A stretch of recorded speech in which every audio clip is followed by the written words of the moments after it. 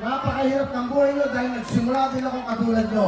Maaaring isang katulad ko ay nandyan, maaaring dumating ang panahon, nandito sa entablado. Simple lang ang gagawin nyo, gumawa kayo ng kabutihan sa kapwa nyo.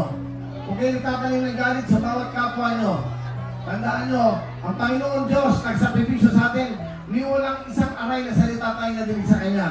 Saka huwag tayong humusga ng bawat kapwa-tao natin.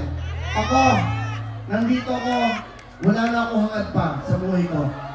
Pinag-aalaman ako ng Panginoon Diyos na lahat. Sumobra pa sa pangarap at panaginip ko.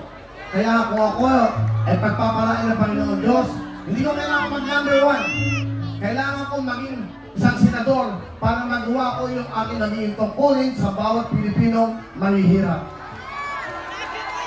Nakakakuha ko sa inyo, pag sila ang mga kasama natin, sa hindi kami politiko. Alam mo kung ano kami? Magpupubliko, serbisyo kami, public servant kami para sa inyo. Kalimutan ko na sa ibang politiko dahil pag politiko, may bahin na korupsyon. Pag politiko, galing ang mga Pilipino. Kami magsisilbi kami sa bayan, galing sa puso at puso para sa bawat Pilipino.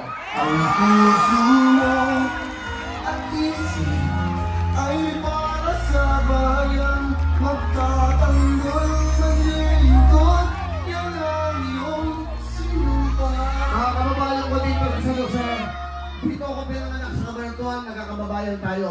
Kumbaga ay magkakadugo tayo.